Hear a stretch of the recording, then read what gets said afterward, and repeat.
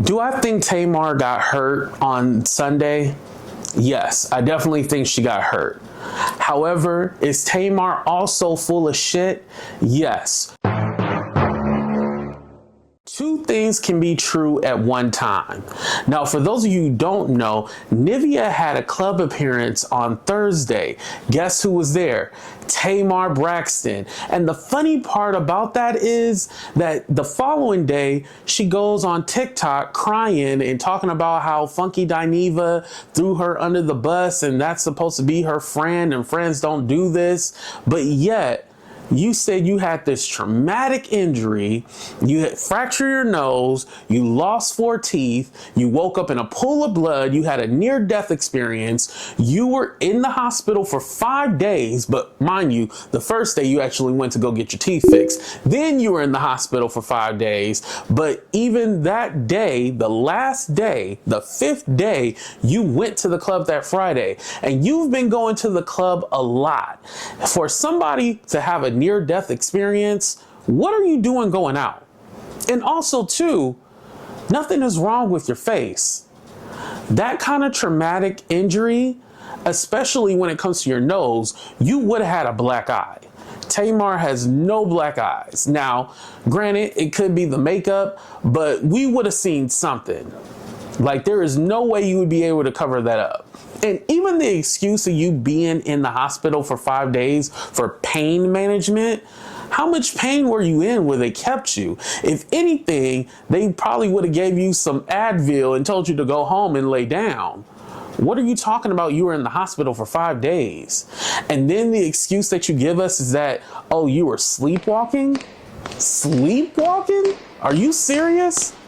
And mind you, sleepwalking is something that you grow out of in your childhood. Now, yes, there are adults who sleepwalk. However, it's sometimes due to the medication and a mix of cocktails that you kind of do. So, I mean, I'm not saying that she was drinking, but I mean, you at a club in a party atmosphere. Yeah, I'm assuming you're drinking.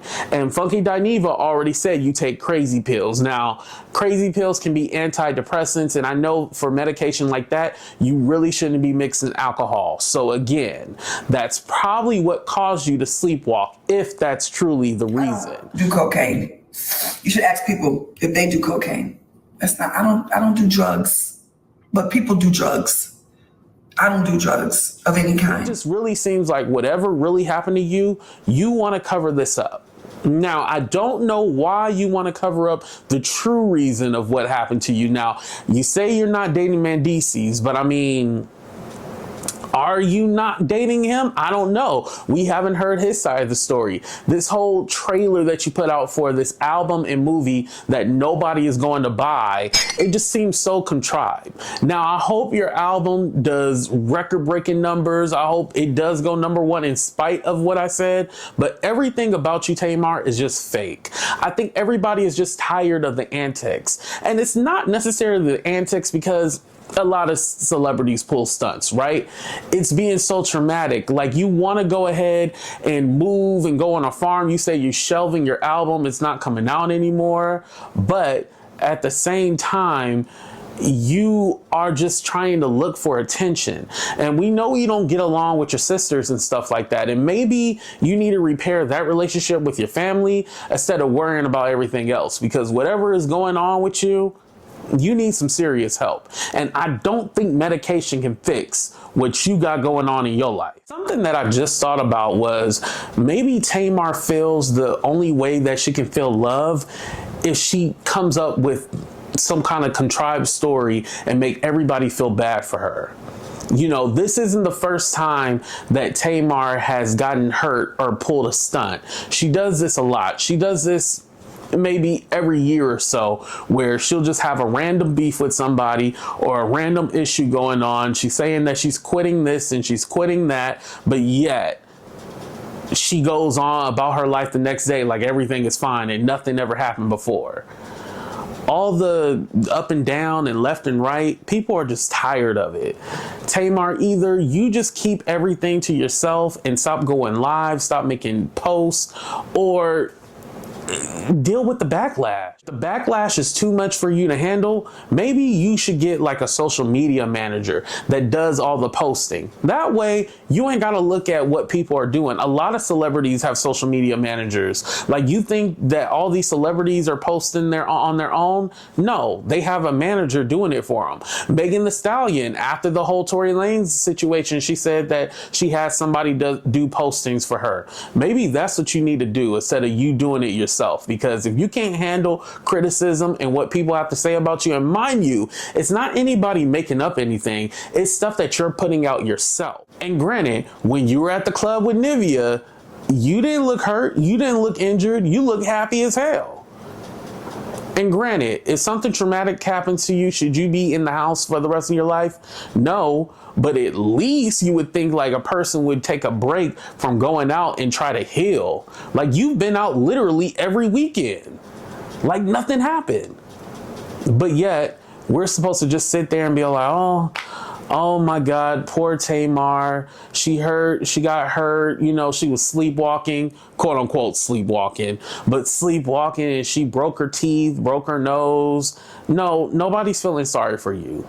The way that you move and your actions afterwards, it doesn't make us feel bad for you. If anything, it makes us look at you like, yeah, that's another Tamar stunt. Was this all a PR stunt? Will we ever know the truth? Now, I know when Funky Dineva goes back on his show on Tuesday, or whenever he decides to return back to his show, I know he's going to speak on this because, yeah, you've been saying a lot and running with a whole bunch of narratives, making him look like he's guilty of something. But at the end of the day, I don't think he did anything. If anything he did wrong was even mentioning anything about you.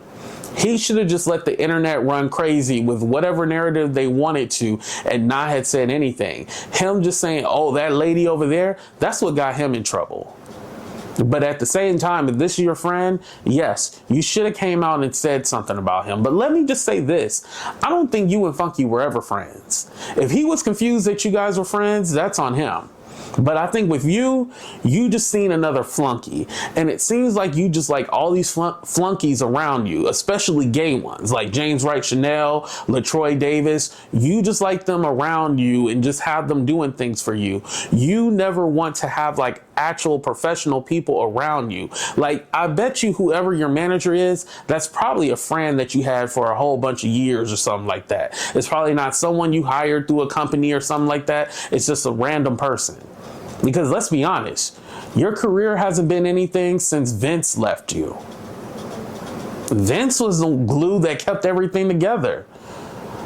Unfortunately, since Vince left, your life has fallen apart. And I don't think it'll ever get back. But again, let me know what you guys think in the comment section. Please hit that like button and subscribe to the channel if you haven't already. Deuces, everybody. We out.